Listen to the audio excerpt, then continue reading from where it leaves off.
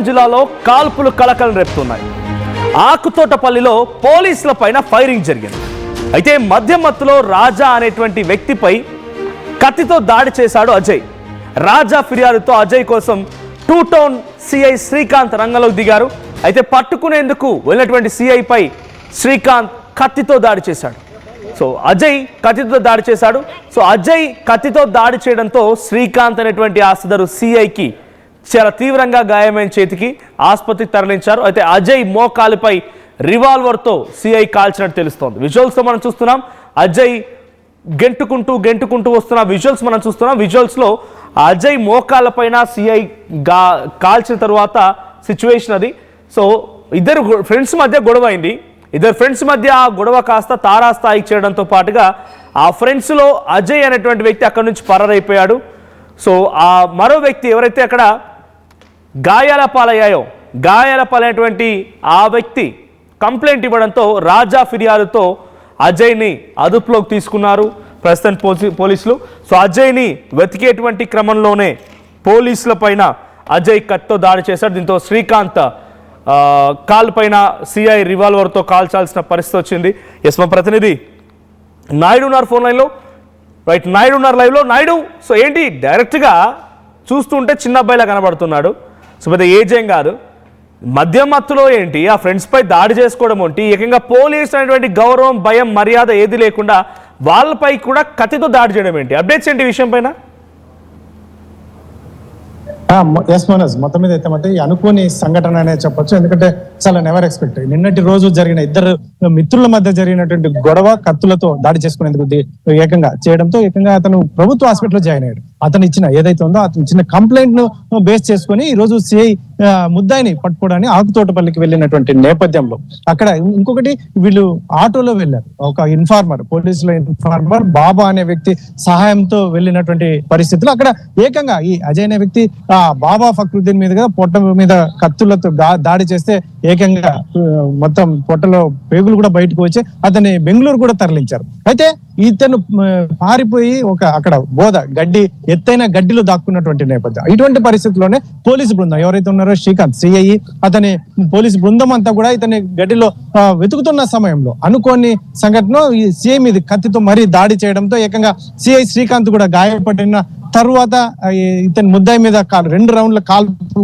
కూడా జరిపినటువంటి నేపథ్యం. ఎందుకంటే ప్రాణ రక్షణ నేపథ్యంలో ఏకంగా అతన్ని కూడా చూడొచ్చు. మన విజువల్స్ లో గవర్నమెంట్ హాస్పిటల్ తీసుకువస్తున్నారు, పోలీసులు నడుచుకుంటూ తీసుకొస్తున్నారు. ఇటువంటి పరిస్థితుల్లోనే ఏకంగా ఇతను ఏమాత్రం పోలీసులు అనే భయం లేకుండా, ఎందుకంటే ఇది గంజాయి, వీరు ఫ్రెండ్స్ అంతా గంజాయి వాడతారు ఎక్కువ విరివిగా అని చెప్పేసి కూడా మనకు తెలుస్తున్నటువంటి సమాచారం. ఈ గంజాయి మత్తులో అతను చూస్తే చాలా చిన్నవాడిగా ఉన్నాడు, వయసు కూడా చాలా చిన్నది. కాబట్టి ఏకంగా ఇతనికి ఏం చేస్తున్నాం అనేది విచక్షణ కోల్పోయి ఏకంగా గంజాయి మత్తులో సీఎం మీద దాడి చేయడం.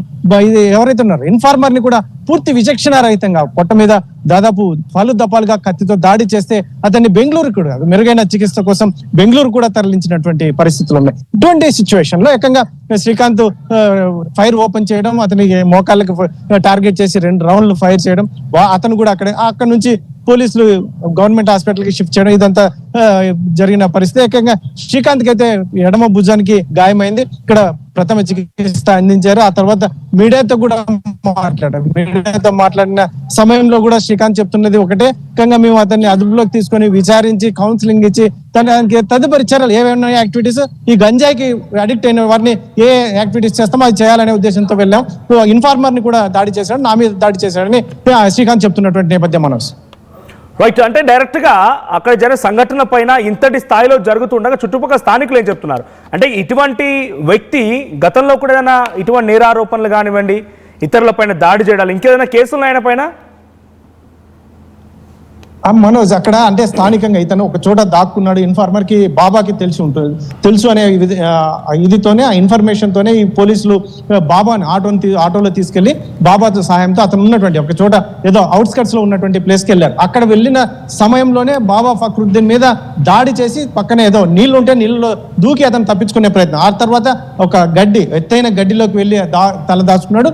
కాకపోతే అక్కడ నుంచి మరి ఎటు వెళ్తాడో కూడా తేలినటువంటి పరిస్థితి. కాకపోతే ఆ గడ్డిలో వెతకాలనే ఉద్దేశంతో ఈ ఎవరైతే ఉన్నారో శ్రీకాంత్ బృందం ఈ కానిస్టేబుల్స్ కావచ్చు వీళ్ళందరూ వెతుకుతున్న సమయంలో మరి తిరిగి సిఐ శ్రీకాంత్ మీద కత్తితో దాడి చేసిన తర్వాత ఫైర్ చేసిన 2 రౌండ్లు ఫైర్ చేశానని శ్రీకాంత్ చెప్తున్నటువంటి పరిస్థితులు అయితే నెలకొన్నాయి మనోజ్. రైట్ అండి నాయుడు, ఇటువంటి వ్యక్తి అజయ్ డైరెక్ట్ గా పోలీసుల పైనే దాడి చేశాడంటే సామాన్య ప్రజల పైన గతంలో ఏమైనా దాడి చేసినట్టుగా, ఇదే మధ్య మత్తులో ఇంకెవరిపైన ఇబ్బందులకు గురి చేసినట్టుగా ఏదైనా నేరారోపణ, గతంలో నేర ప్రవృత్తి ఏమైనా కనబడుతోందా? పోలీసులు ఇప్పుడు అజయ్ పై ఎటువంటి యాక్షన్ తీసుకోబోతున్నారు? ఎస్ మనోజ్, ఇప్పటికైతే మనకు అజయ్ పోలీసుల కంట్రోల్లోనే ఉన్నాడు. ఎందుకంటే ఫైర్ కూడా జరిగింది.